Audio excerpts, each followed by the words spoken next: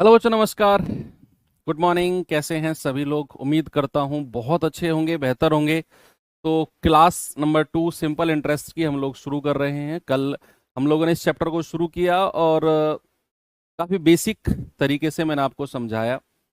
जिन लोगों को आदत नहीं है बेसिक तरीके से पढ़ने की, थोड़ी सी प्रॉब्लम शुरू में बच्चे आपको हुई होगी, लेकिन आपने अगर इस क्लास का रिवीजन दोबारा किया होगा, डेफिनेटली चीज़ें सारी क्लियर हो चुकी होंगी। और जो तरीका मैं लेकर चल रहा हूं, इसका फायदा मैं आपको दिखाऊंगा उन सवालों में जहां पर हम जब फॉर्मूला लगाते हैं तो चीजें थोड़ी सी कॉम्प्लिकेटेड हो जाती हैं। वहां पर ये बेसिक तरीका कि अगर हम रेट ऑफ इंटरेस्ट की बात कर रहे हैं, वार्षिक, तो साधारण ब्याज का मतलब है कि हर साल हमें बराबर ब्याज मिलेगा और केवल मूलधन पर मिलेगा।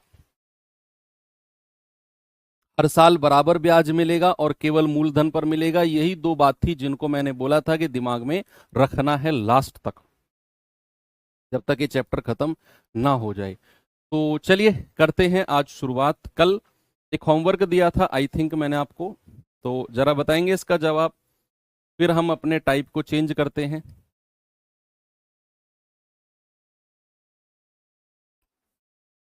अच्छा, आपके रीजनिंग में कैलेंडर चैप्टर हो गया क्या? बताओ, यस और नो में जवाब दो। क्या रीजनिंग में कैलेंडर चैप्टर हो चुका है कि नहीं? सर ऐसा क्यों पूछ रहे हो? पूछ रहा हूं ऐसे ही,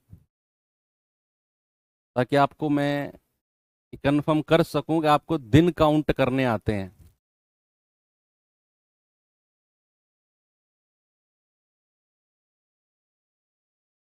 कुछ लोग कह रहे हैं यस, कुछ लोग कह रहे हैं नो। अच्छा, चलो कोई नहीं, इतना लंबा चौड़ा कॉन्सेप्ट नहीं है, मैं समझा दूंगा। कैलेंडर नहीं समझाऊंगा, जो हमारे यूज में आएगा वो समझाऊंगा आपको मैं। कह रहा है, एक निश्चित धनराशि पर 3 वर्षों के लिए प्राप्त साधारण ब्याज 1782 है। तो उसी धनराशि पर समान ब्याज की दर, जो रेट ऊपर लगा है 3 सालों के लिए, उसी धनराशि पर जो धनराशि ऊपर थी 10 साल का ब्याज क्या होगा? ये तो इससे आसान सवाल मैं कह रहा हूं कुछ हो ही नहीं सकता है कि भाई 3 साल का ब्याज, 3 साल का ब्याज कितना है? 1782। 1 साल का ब्याज कितना होगा? 1 साल का, 1 साल का हो जाएगा सर 3 पंजे 15, 2 3 नाम 27, 3 चौके 12। 1 साल का ब्याज कितना हो गया? 594। क्यों? क्योंकि हर साल बराबर लगता है।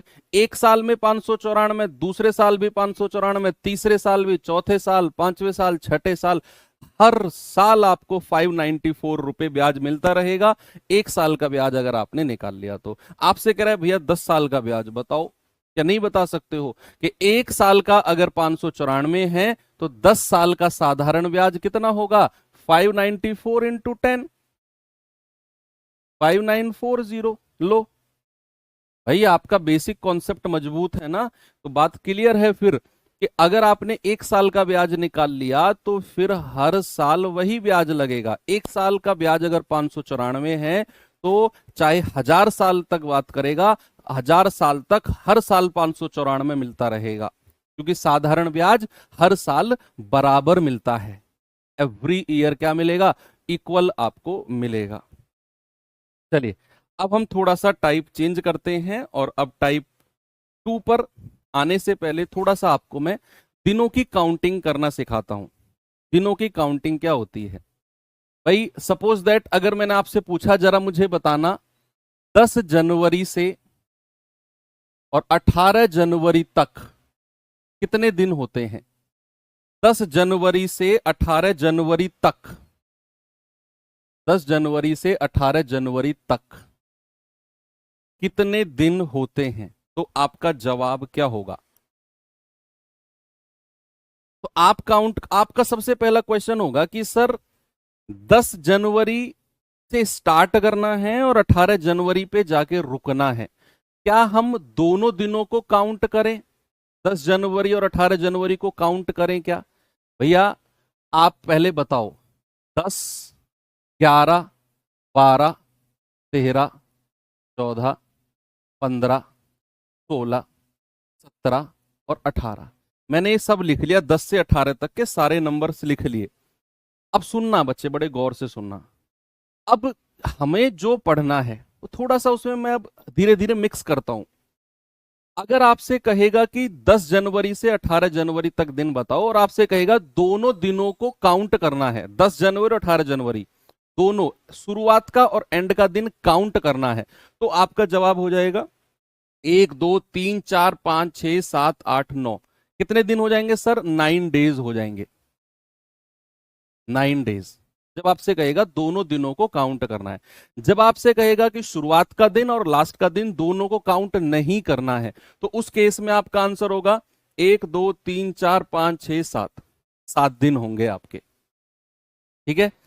और नॉर्मली वो कई बार तो वो लिख के देगा सवालों में कि भाई शुरुआत का और लास्ट का दिन काउंट करना है, लेकिन मैंने कुछ सवालों में देखा कि वो लिख के नहीं देता है, हमें कंफ्यूज करने के लिए, सोचने दो इनको खुद ही, हमें सोचने के लिए मजबूर करता है।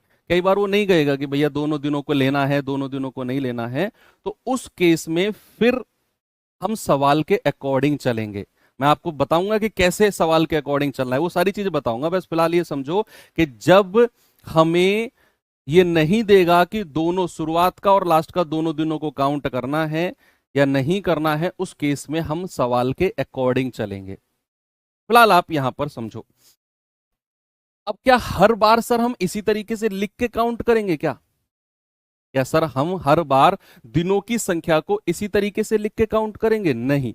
आपको क्या करना है, बड़ी संख्या है 18, उसमें से आपको 10 को माइनस करना है, कितना आ गया 8, और उसमें +1 कर देना है, कितना आ जाएगा 9 दिन।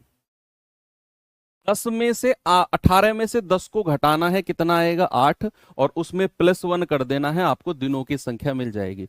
सपोज दैट अगर मैंने आपसे पूछा कि 5 मार्च से 29 मार्च तक कितने दिन होते हैं, 5 मार्च से 29 मार्च तक कितने दिन होते हैं, तो आपका जवाब क्या होगा बच्चा, बताइए। दोनों दिनों को काउंट करना है, 5 को भी और 29 को भी। तो क्या करेंगे, 29 में से 5 घटाओ, कितना आएगा 24, और उसमें +1 कर दो, कितना आ जाएगा 25 आ जाएगा। यानी कि 5 से और 29 तक कितने दिन हो गए, 25 डेज हो गए। चलो ये तो हमने दिन काउंट किए। जब दिन एक ही महीने के अंदर पूछे, अब कई बार आपसे वो पूछ सकता है कि भैया आप मुझे बताओ कि 15 मार्च से और 10 अप्रैल तक, 15 मार्च से और 10 अप्रैल तक कितने दिन होते हैं।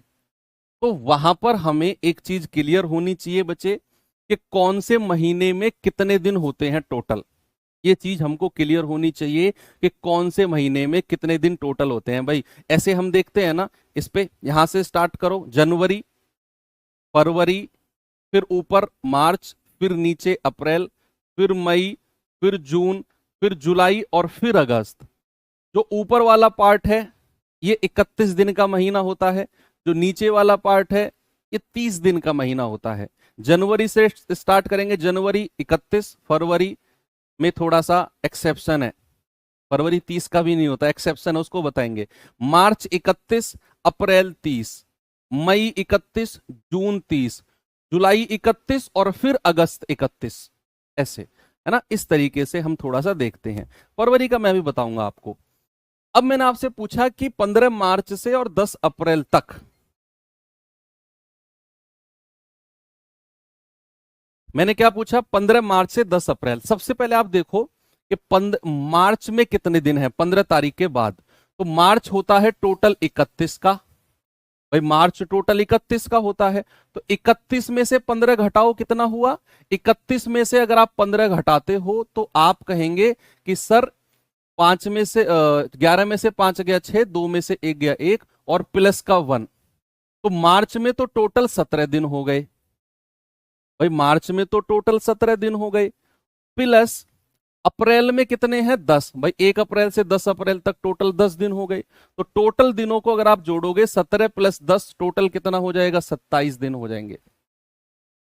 भाई सबसे पहले आपने क्या किया, 15 मार्च से और 31 मार्च तक दिन काउंट किए, मार्च 31 का होता है ना, तो 15 मार्च से 31 मार्च तक दिन काउंट किए। कैसे? 31 में से 15 घटाओ, आएगा 16, उसमें एक जोड़ दो, हो गया 17, और 1 अप्रैल से 10 अप्रैल तक तो 10 ही दिन होते हैं, तो 17 प्लस 10 यानी कि 27 दिन हो गए। कितने हो गए? 27 दिन हो गए। अब बात आती है फरवरी की। फरवरी की, फरवरी क्या होता है भैया? दो केस होते हैं, एक होता है लीप और एक होता है नॉन लीप।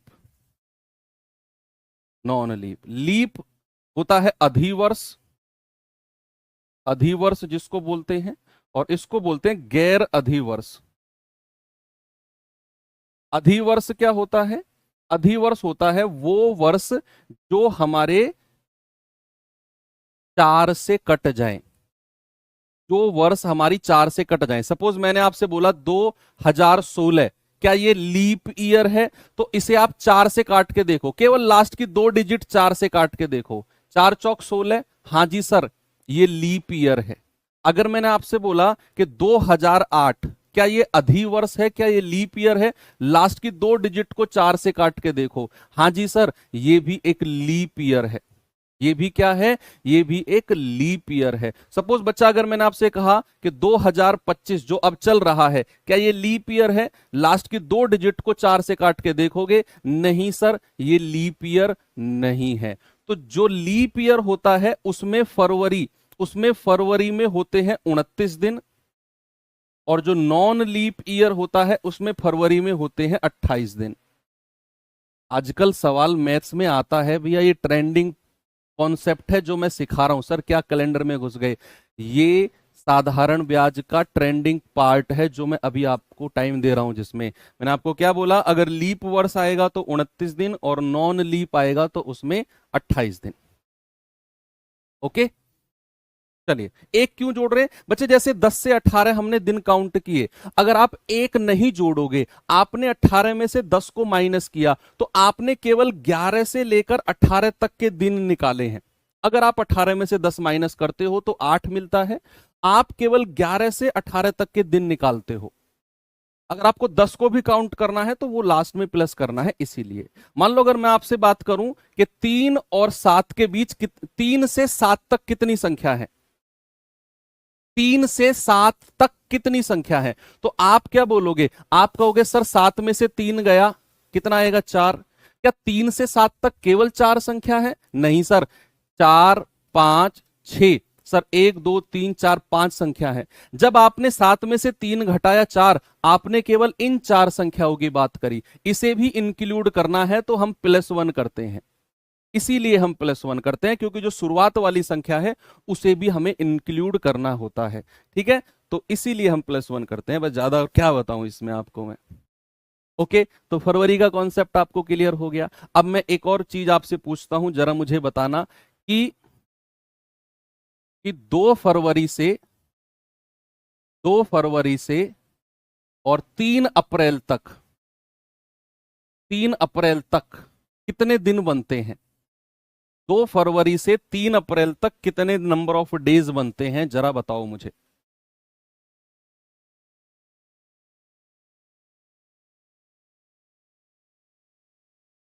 दो फरवरी से 3 अप्रैल तक कितने दिन होते हैं?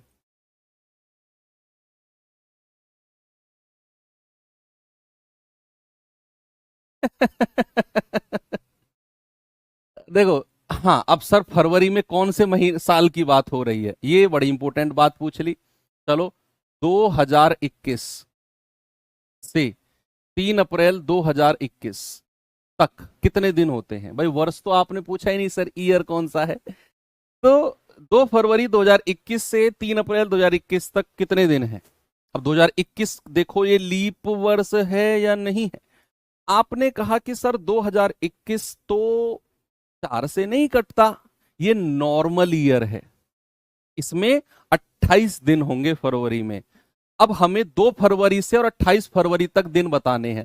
फरवरी में 28 दिन होते हैं, तो क्या करो, 28 में से 2 घटाओ, कितना आएगा? 26, और उसमें 1 जोड़ दो, आ गया 27। ये सब आपको अपनी कॉपी में नहीं करना, ये दिमाग में करना है। ये तो मैं बोर्ड पे इसलिए लिख रहा हूं, ये वाली कैलकुलेशन ताकि आप अपने दिमाग में सेट कर सको इन चीजों को। जब आप खुद कर रहे होगे तो ये मत करना। आप 2 फरवरी से 28 फरवरी तक सीधा कहोगे 28 में से 2 गए 26 और एक 27 दिन ये हो गए, ऐसे दिमाग में। 27 दिन फरवरी में, मार्च में कितने दिन है टोटल 31, और अप्रैल में, मार्च में 31 और अप्रैल में, अप्रैल 1 से 3 पूरे 3 दिन है, सबको जोड़ दो, 7 और 1 8, 8 3 11, ओके, 2 और 3 5 और 1 6, कितना आ गया भैया 61, 61 डेज हो गए। क्या बात सही है? 61 डेज। भाई आपने सबसे पहले 2 फरवरी से 28 फरवरी तक के दिन निकाले, तो 28 में से 2 गया 26, उसमें एक जोड़ दिया 27, ये 27 दिन तो फरवरी के हैं। फिर अब मार्च में कितने हैं? मार्च में आपके 31 हैं, और अप्रैल में कितने? 3।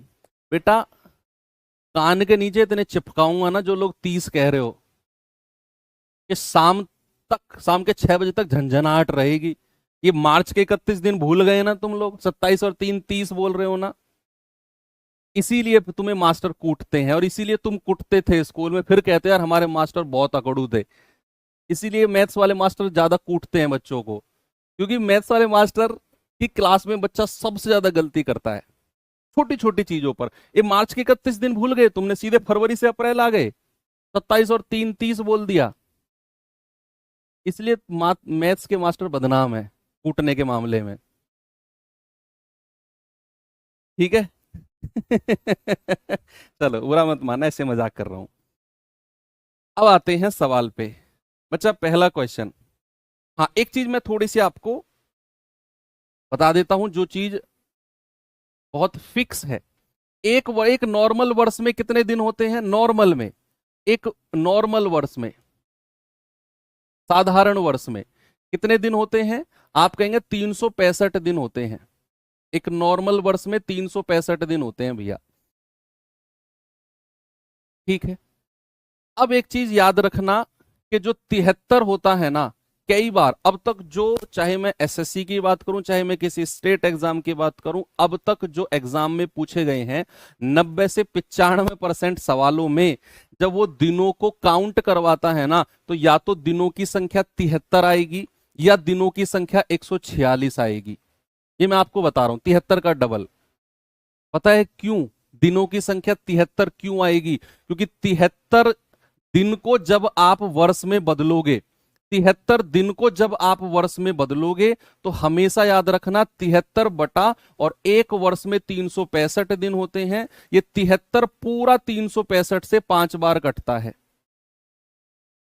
पूरा 5 बार कटेगा। इसीलिए ज्यादातर सवाल जब बनते हैं तो उनमें दिनों की संख्या या तो 73 आएगी, अगर आप दिनों को जोड़ रहे हो और आपके दिन 72 आ जाए, 71 आ जाए या 74 आ जाए, तो समझ जाना कि आपने थोड़ी सी गड़बड़ की है। दोबारा काउंट मत करना, उठाकर 73 मान लेना कि सही दिनों की संख्या 73 ही होगी।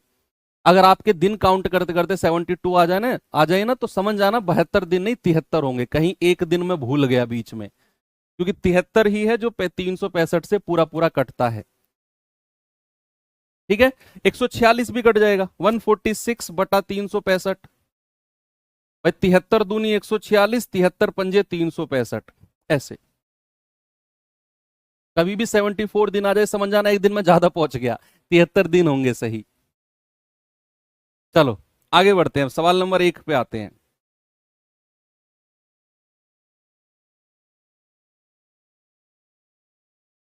सवाल कह रहा है कि फरवरी 5 1994 से अप्रैल 18 1994 तक की अवधि के लिए वार्षिक 9% पर 700 रुपए पर साधारण ब्याज कितना होगा। बेसिकली इस तरह के सवालों में आपको दिनों को ही काउंट करना है। सर जरूरी है क्या 73 आएगा? नहीं जरूरी नहीं है। मैंने अब तक का ट्रेंड आपको बताया कि चाहे मैं स्टेट एग्जाम चाहे एसएससी, कि जब भी वो दिनों को काउंट करवाता है तो नॉर्मली 73 दिन ही आते हैं। अलग का भी मैं क्वेश्चन कराऊंगा आपको, ऐसा नहीं है 73 आते, 2-3 क्वेश्चन 73 के, एक आध क्वेश्चन अलग का भी कर लेंगे, क्योंकि अलग फिर 365 से कटना थोड़ा टिपिकल होता है, वहां कैलकुलेशन थोड़ी ज्यादा हो जाती है, इसीलिए।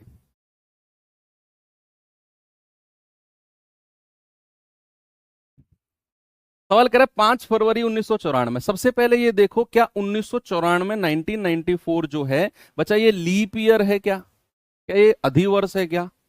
4 से कट रही है क्या? लास्ट की 2 डिजिट नहीं, 4 से नहीं कट रही, तो ये अधिवर्ष नहीं है, ये लीप ईयर नहीं है। इसमें फरवरी 28 दिन का ही होगा। क्या होगा बच्चा? इसमें फरवरी 28 दिन का ही होगा। तो हमें क्या बताना है? 5 फेब से और 18 अप्रैल तक कितने दिन होते हैं? तो फरवरी में टोटल 28 दिन है, तो 28 माइनस 5 कितना हो गया? 23, और उसमें एक जोड़ दो 24, तो फरवरी में हो गए। मार्च में कितने हैं? पूरे 31 दिन है, ये मार्च के हो गए। अप्रैल में कितने हैं? पूरे 18 दिन है, ये अप्रैल के हो गए। तो 8 और 1 9, 9 और 4 13, 2 और 3 5 और 1 6 और 1 7। देखो कितने दिन आ गए? टोटल 73 दिन आ गए, 73 डेज आ गए। अब हमें 9% वार्षिक ब्याज की दर है, तो हमें समय जो 73 डेज है इसको भी वर्ष में बदलना है। तो बच्चे कितना हो जाएगा? 73/365। कितना हो जाएगा? 1/5 वर्ष। अब आप यहां साधारण ब्याज पूछा है, तो आप चाहे फॉर्मूला लगा दो कि मूलधन गुणा दर गुणा समय बटा 100 हो जाएगा, या फिर कल जो मैं आपको सिखा रहा था कि अगर 1 साल का 9% है, अगर 1 साल का 9% है, तो प्रतिशत ब्याज कितना हो जाएगा? 1/5 साल का गुणा 9 कर दो, यानी कि 9/5%। बस कितना? 700 रुपए का निकाल दो 9/5%। परसेंट हटाएंगे बटे ये आ गया 9×7=63/5। 5 एकम 5, 1 5 दूनी 10, 5 छंग 30। तो 12.6 आपका सही जवाब हो जाएगा, ऑप्शन नंबर बी। बोलो आगे बढ़े। दिन काउंट करने में तो कोई दिक्कत नहीं होगी ना किसी को भी। दिन काउंट करने में बड़े डरते हैं बच्चे, चाहे मॉक टेस्ट चाहे मेन एग्जाम, क्योंकि उनकी प्रैक्टिस और उनके कॉन्सेप्ट क्लियर नहीं होता है। लेकिन अब मेरे स्टूडेंट दिन काउंट करने में तो गर्दा उड़ा देंगे। आगे चलो, इसीलिए मैंने इसमें थोड़ा सा पहले टाइम दिया। मैंने कहा यार ठीक है 10-15 मिनट एक्स्ट्रा इस पे दे दूंगा, हो सकता है किसी बच्चे का एक सवाल बन जाए मेरी 10 मिनट एक्स्ट्रा से। जरूरत नहीं थी वो दिनों को काउंट कराने की, आपको दिखाना। मैं सब मान के चलते हैं कि ये दिन काउंट करने आते होंगे, रीजनिंग में पढ़ लिया होगा। कह रहा है 2000 पर 6.75। देखो 2025 का ही सवाल आया है, और पिछले वाला क्वेश्चन किस में आया था? देखो यूपी हेड ऑपरेटर 2024 में, ये स्टेट एग्जाम का क्वेश्चन है और ये सेंटर एग्जाम का क्वेश्चन है। मैंने कहा ना लेटेस्ट पैटर्न है ये जो मैंने आपको पढ़ाया आपको, कि 2000 पर 6.75% की दर पर 3 फरवरी 2023 से लेकर 17 अप्रैल 2023 तक की अवधि के लिए साधारण ब्याज क्या होगा। तो आपको सबसे पहले ये देखना है कि क्या 2023 लीप ईयर है? लास्ट की 2 डिजिट को 4 से भाग दे के देखो, नहीं सर नहीं कटा, तो फिर ये लीप ईयर नहीं है।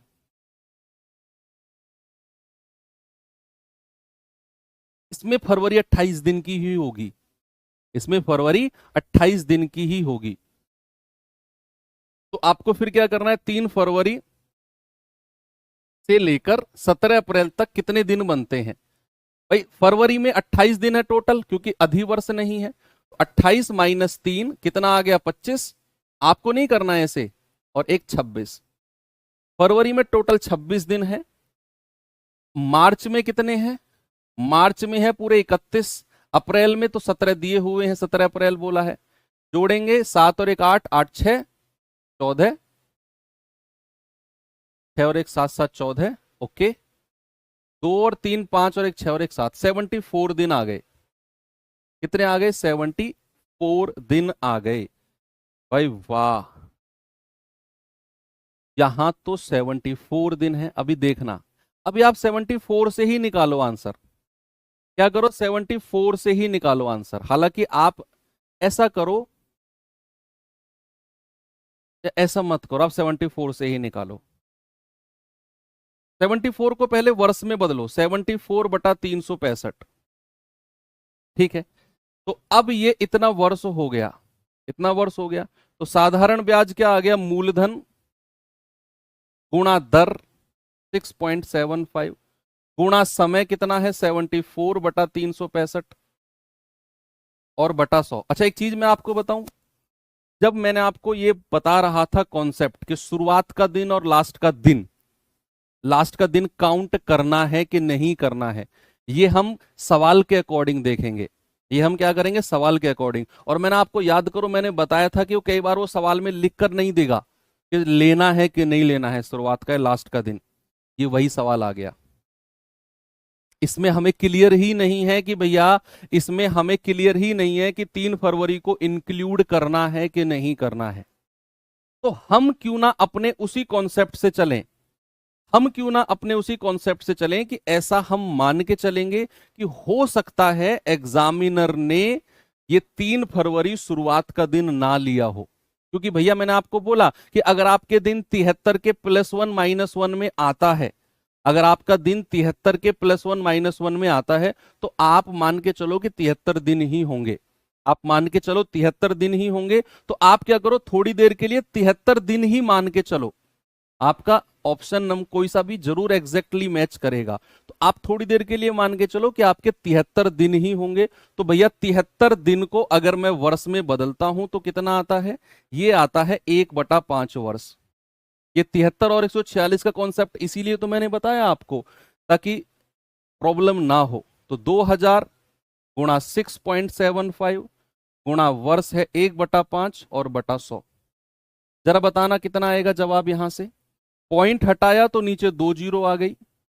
भाई 2 जीरो से 2 जीरो गया, 25 चौकू 100, 25 दूनी 50, 25 सत्ते 175, 5 चौकू 20 से 20 गया, कितना आ गया 27। ये लो, एग्जामिनर चाहता था कि बच्चा 74 मान के और पॉइंट डेसिमल में फंस जाए, इसीलिए उसने यहां नहीं, सवालों में उसको एक्चुअल में ब्रैकेट में लास्ट में लिखना चाहिए कि आपके शुरुआत के दिन को लेना है कि नहीं लेना। इसीलिए बच्चे याद रखना 73 और 146 का कॉन्सेप्ट कि दिनों की संख्या, जैसे यहां पर 74 थी, इसका मतलब है उसने ये वाला शुरुआत का दिन नहीं लिया, 3 फरवरी को नहीं लिया, यानी कि यहां पर उसने 25 फरवरी को ही रखा है। यहां पर उसने 28 में से 3 गए तो पूरे 25 दिन ही रखे हैं, और ये आपका फिर 73 डेज हो जाएगा। ये आपका क्या 73 डेज हो जाएगा।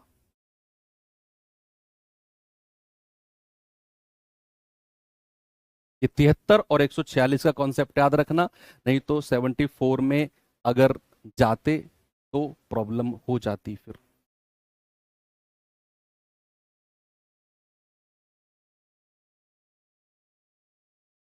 चलो आगे बढ़ते हैं।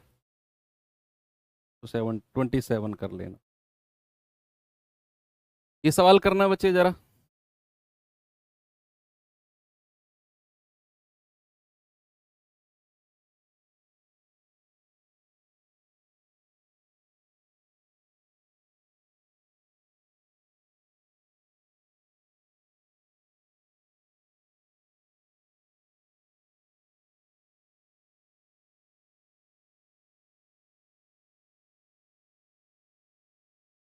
कह रहा है 7% वार्षिक ब्याज की दर पर 8 फरवरी 2024 से 9 अप्रैल 2024 की अवधि के लिए 3000 का साधारण ब्याज निकटतम कितना होगा।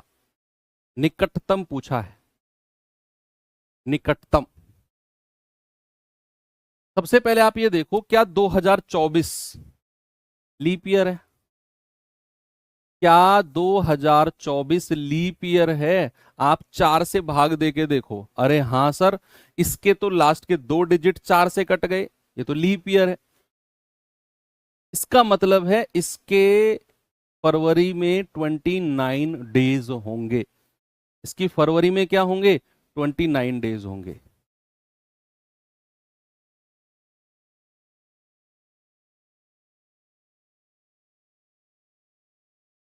ओके, तो हमें क्या बताना है, 8 फरवरी से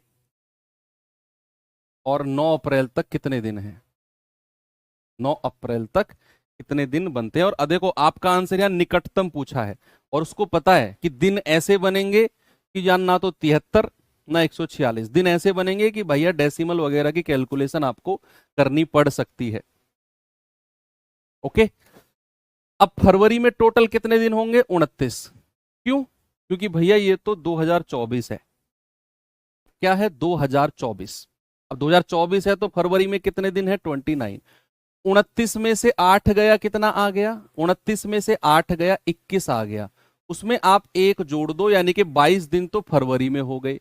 मार्च में कितने हैं पूरे? मार्च में है पूरे 31 दिन। अप्रैल में कितने हैं भैया? 9 दिन दिए हुए हैं हमें, तो जोड़ना जरा। ये आ जाएगा आपका 62 डेज, 63 डेज। कितना आएगा? 63 डेज।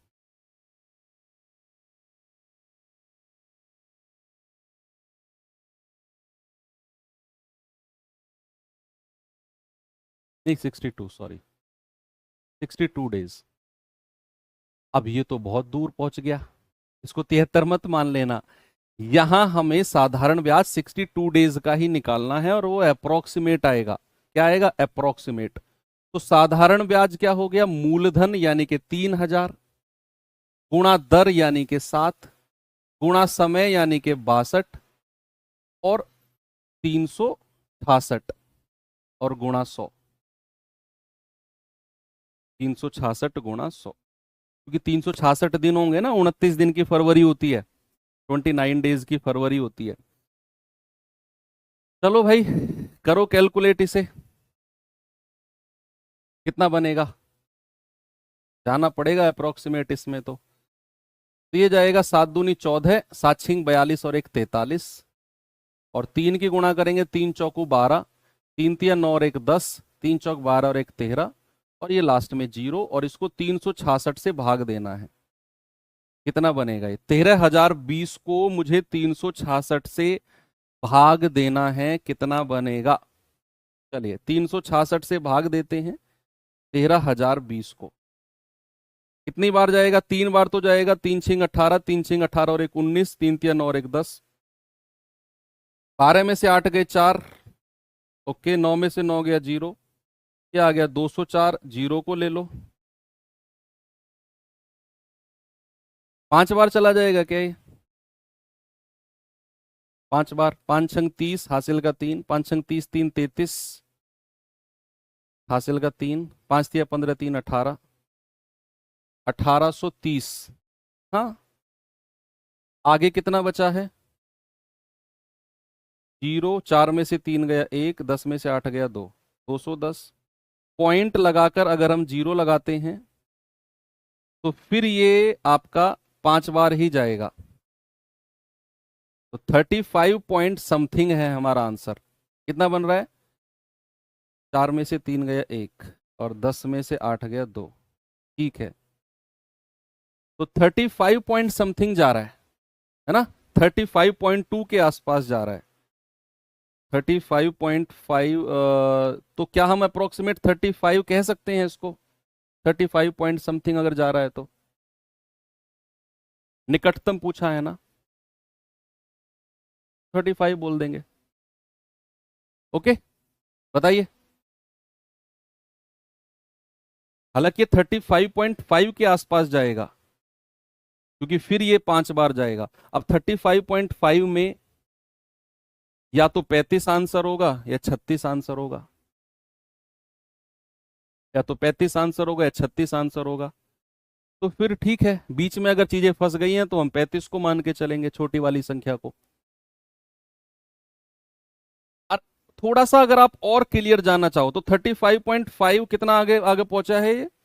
57 आप कह रहे हो ना, तो अप्रोक्सीमेट 35.57 है, यानी कि 5 से ऊपर निकल गया तो फिर 36 आप कह दोगे, फिर आप 36 कह दोगे, अप्रोक्सीमेट 36। अगर 35.57 पहुंच गया, 5 से ऊपर निकल गया, क्यों ये निकलेगा आप कैलकुलेट करके देखो, और अगर 35.5 से ऊपर निकल गया तो फिर 35 से बड़ी वाली संख्या 36 आपका आंसर हो जाएगी। फिर 35 से बड़ी वाली संख्या 36, क्योंकि अगर ये 35.49 तक भी होता, अगर ये 35.49 तक भी होता तो 35 मेरा आंसर था। अब चूंकि ये 5 से ऊपर निकल गया, 57 के आसपास आप कह रहे हो, तो फिर हम कहेंगे कि हमारा आंसर फिर 36 हो जाएगा।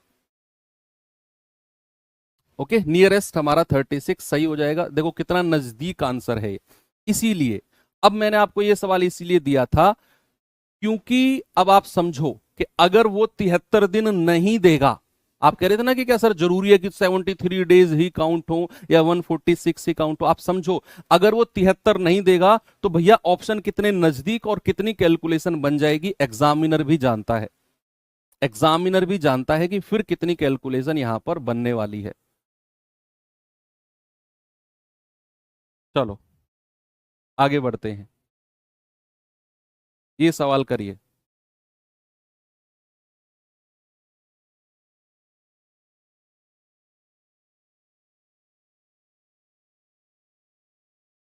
बोलो बोलो बोलो जल्दी से, इसका जवाब क्या होगा?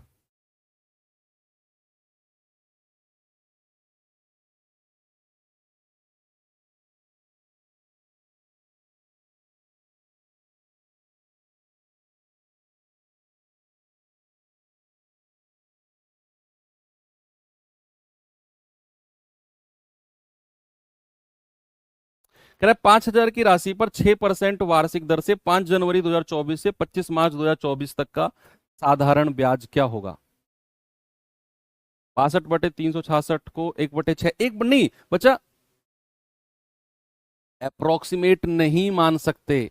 अप्रोक्सीमेट नहीं मान सकते क्योंकि ऑप्शन बहुत नजदीक है। आपने देखा नहीं 35 36 कितने नजदीक ऑप्शन है।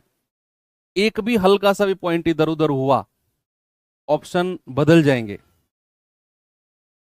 366 कहां से आया भैया? एक साल में 366 दिन होते हैं जो लीप वर्ष होती है। 5,000 की राशि पर 5 जनवरी 2024।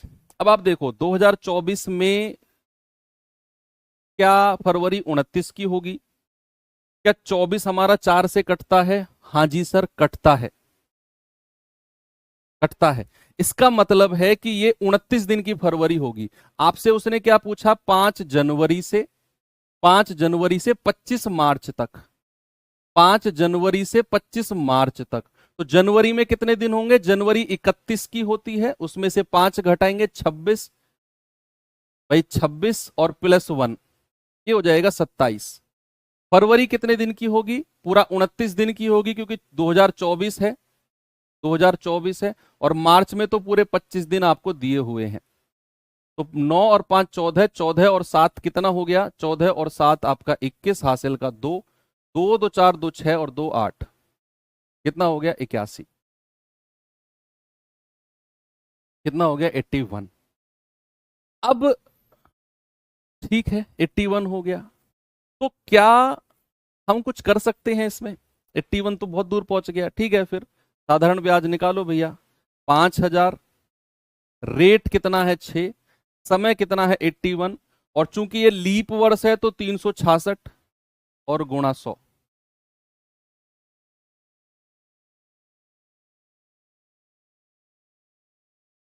बोलो, ये 2 जीरो से 2 जीरो गया, 6 से कटेगा, 6 छिंग 36, 6 एकम 6, 5 की गुणा करेंगे, 5 एकम 5, 5 अट्ठे 40, और ये 0 और बटा 61। 61 से भाग देना है, देख लो लगभग कितने के आसपास ये बनेगा। देख लो भैया अप्रोक्सीमेट कितने के आसपास ये बनेगा। तो ये तो 61 से अगर मैं भाग दूं 4050 को, तो 6 बार जा रहा है 366। 15 में से 6 गया 9, 9 में से 6 गया 3, 0, 6 छिंग 36, फिर कितना बचा है? 10 में से 6 गया 4, 8 में से 6 गया 2, पॉइंट लगाकर 0 ले लो। 6 पंजे 30 तो ज्यादा हो जाएगा, 6 चौक 24 भी ज्यादा हो जाएगा। 66.3 के आसपास जा रहा है, लगभग 66.3 के आसपास। ये 5 है, ये 70 है, ये 75 है। ऑप्शन डी हो जाएगा, इनमें से कोई नहीं। 57 कैसे जा रहा है? 57 जा रहा है क्या?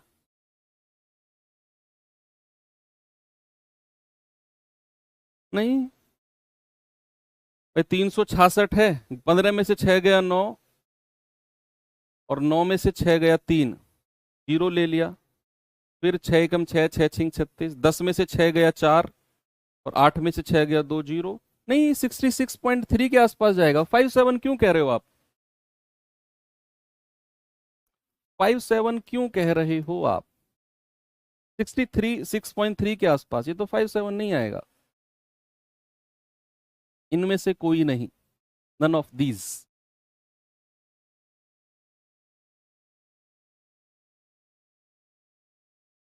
81 कहां से आ गया गुरु? पूरी सभा लुट गई, अब पूछ रहे हो कि दिनों को काउंट किया हमने 81।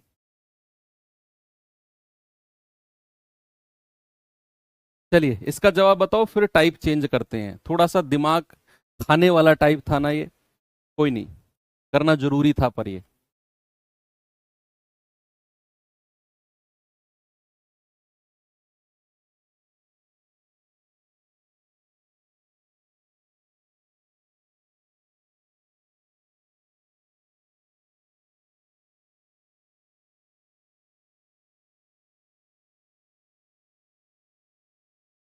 नहीं भाई 66.5 नहीं जाएगा, 66.38 के आसपास या 39 के आसपास रहेगा।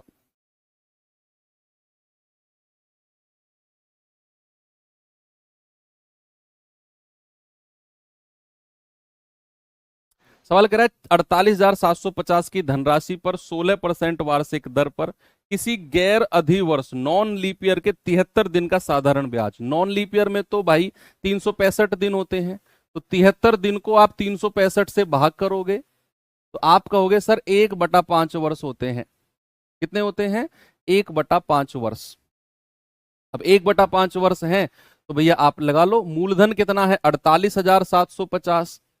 दर कितनी है? 16%। समय कितना है? 1/5 और बटा 100। जल्दी से कैलकुलेट करके बता दो मुझे कितना ब्याज मिलेगा।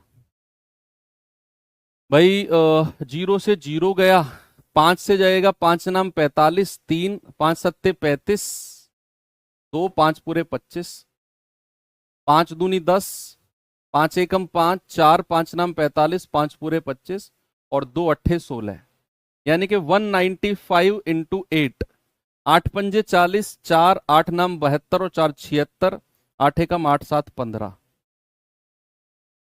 1560। कितना आ गया? 1560। ओके, सभी का क्लियर है? चलो अब हम निकल गए इस टाइप से और अब आ गए अगले टाइप पर। थोड़ा सा रिलैक्स करो क्योंकि ये जो टाइप अब है ये बहुत आसान है। क्यों? क्योंकि आपको पता होनी चाहिए कि रेट ऑफ इंटरेस्ट जो है साधारण ब्याज के केस में हर साल बराबर लगता है। हर साल क्या लगता है? हर साल बराबर लगता है। सपोज अगर रेट ऑफ इंटरेस्ट 10% है और साधारण ब्याज पर है, अगर मैं आपसे कहूं 3 वर्ष, तो समझ जाना पहली साल भी 10%, दूसरे साल भी 10% और तीसरे साल भी 10%, टोटल कितना? 30%। ये कॉन्सेप्ट बार बार मैं आपके दिमाग में डालने की कोशिश कर रहा हूं क्योंकि बहुत ही ज्यादा इंपॉर्टेंट है। ठीक है, चलिए अब मैं सवाल की तरफ चलता हूं और देखना आपको कितना मजा आएगा इस सवाल में।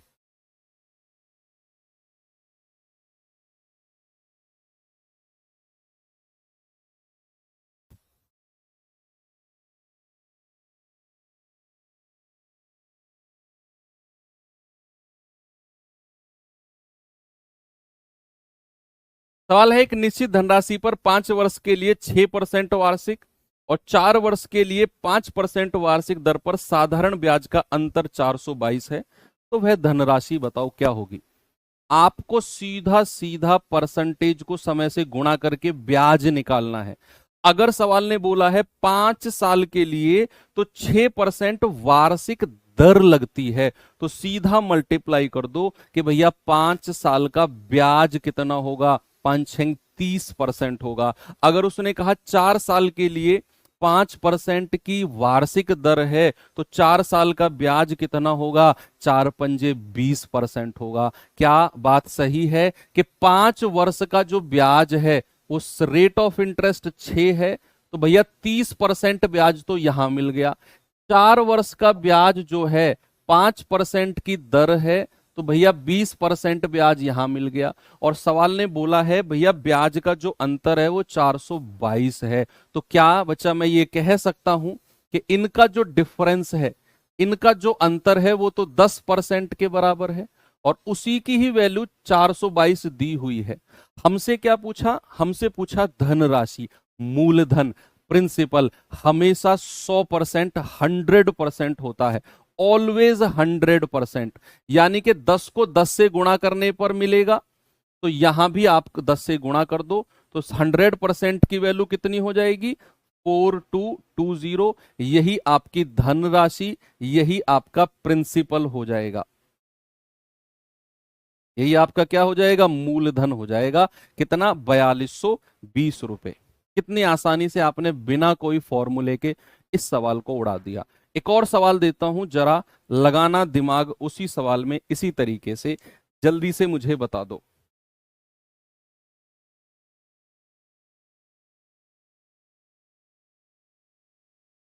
बताओ क्या जवाब होगा। सवाल कह रहा है कि एक निश्चित धनराशि 8 वर्ष और 9 वर्ष के लिए 11% की वार्षिक दर से साधारण ब्याज के बीच का अंतर 132 है।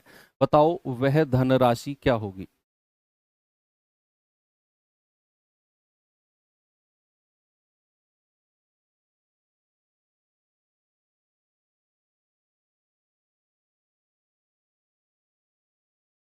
चलिए भाई, उसने कहा रेट ऑफ इंटरेस्ट 11% ही है, ब्याज की दर तो 11% ही है। 8 साल और 9 साल का डिफरेंस आपको दिया हुआ है। अच्छा, क्या आप मुझे बता सकते हो कि रेट ऑफ इंटरेस्ट अगर 11% है तो 8 साल का ब्याज कितना होगा? 88%। अगर रेट ऑफ इंटरेस्ट 11% है तो 9 साल का ब्याज कितना होगा? 99%। और इन दोनों का अंतर कितना है? 11% ही होगा।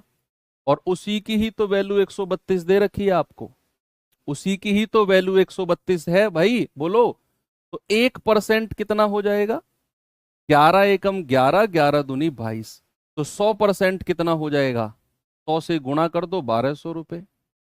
यही आपका मूलधन, यही आपकी धनराशि, यही आपका प्रिंसिपल हो जाएगा। अब थोड़ा आराम लग रहा है सवाल को करने में? बताओ। ये कल वाला कॉन्सेप्ट ही तो है जिसको देखकर कुछ बच्चे ऐसे बिलक गए थे, मान लो उनके दूध में पानी डाल के दे दिया हो।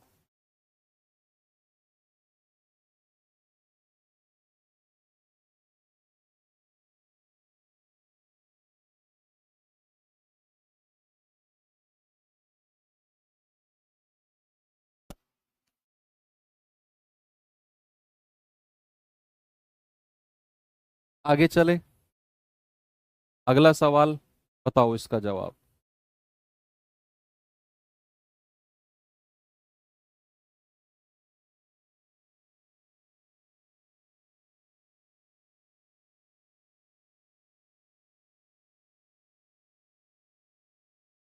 कह रहा है एक निश्चित धनराशि 10% की वार्षिक दर से 7 और 8 वर्ष के लिए साधारण ब्याज का अंतर 57 रुपए है। तो धनराशि बताओ क्या होगी? भैया 10% का रेट है, कह रहा है 7 साल और 8 साल का अंतर। अगर रेट 10% है तो 7 साल का ब्याज कितना होगा? 70% हो जाएगा। 8 साल का ब्याज कितना होगा अगर रेट 10% ही है? आप कहेंगे सर 80% हो जाएगा। और इनका डिफरेंस, अंतर कितना है?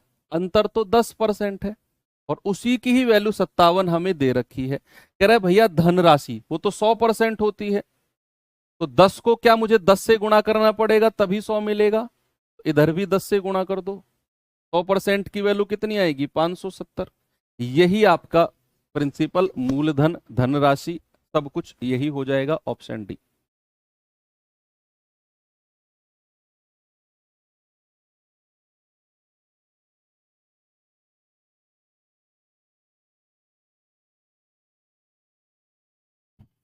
ये करिए।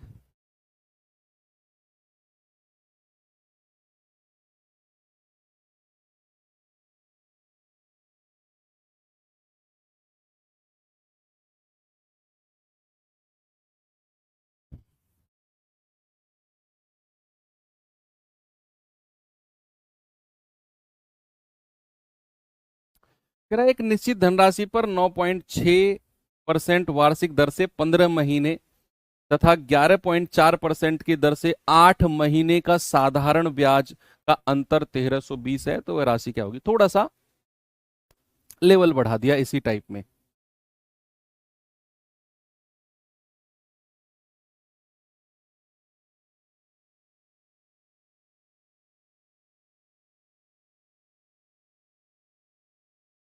भाई यहां 15 महीने बोला है, इसको वर्ष में बदलना है, तो महीने को वर्ष में जब हम बदलते हैं तो हमें 12 से भाग देना होता है। क्या करना है बच्चा, 12 से भाग। तो 9.6 गुणा कितने महीने का ब्याज है, 15 महीने, 12 से भाग कर दो। और दूसरा है 11.4 कितने महीने, 8, 12 से भाग कर दो। और कह रहा है कि इनका अंतर कितना है, 1320। अंतर क्या होता है, बड़े में से छोटे को माइनस करना होता है। तो बड़े में से छोटे को माइनस कर दो। भाई यहां इनकी मल्टीप्लाई वल्टीप्लाई थोड़ा सा आपको हो सकता है कि परेशान कर दे, या चलिए आप वैसे भी निकाल सकते हो, मत करो। 3 चौकू 12, 3 पंजे 15, 3 चौकू 12, 4 से जाएगा 24 बार यानी कि 2.4, और 24 2.4 की 5 में गुणा करेंगे तो 12% आ जाएगा। भाई 24 पंजे कितना होता है, 24 पंजे 120 होता है कि नहीं, 24 पंजे 120, तो 2.4 की 5 में करेंगे तो 120 नहीं 12 आएगा। ऐसे ही इसमें करो, 4 दूनी 8, 4 तिया 12, 3 से गुणा करेंगे, 3 तिया 9, पॉइंट 3 21, 3 अट्ठे 24, 38 बार गया। और 38 दूनी कितना होता है, 76, लेकिन ये 3.8 है तो 7.6 आ जाएगा। कितना आ जाएगा भाई, 38 की 2 में गुणा करो 76 आएगा, लेकिन यहां डेसिमल है तो यहां भी डेसिमल आ गया। अब इनका अंतर कितना आ गया, 12 में से 7.6 घटाओगे तो 4.4 आ जाएगा। और उसी की ही वैल्यू 1320 हमें दी हुई है। 1% की वैल्यू कितनी आएगी, 1320 बटा 4.4, पॉइंट हटेगा ऊपर 0 कर दो, 44 तिया 132 होता है, तो 100% कितना आ जाएगा, 300 गुणा 100 कितना आ जाएगा, 30,000 आ जाएगा। कितना आ जाएगा भैया, 100% की वैल्यू 30,000। ऑप्शन नंबर ए सही है। अच्छा सवाल है, स्टार लगा लेना इस पे, थोड़ी सी कैलकुलेशन है तो फिर मैंने इसको अच्छा बोल दिया। ओके, खत्म करें क्लास को, वैसे भी टाइप खत्म ही हो गया ये। चलो आज कोई होमवर्क नहीं देते हैं, आज आपका काम है जितना भी आज कराया उसका जस्ट रिवीजन करना।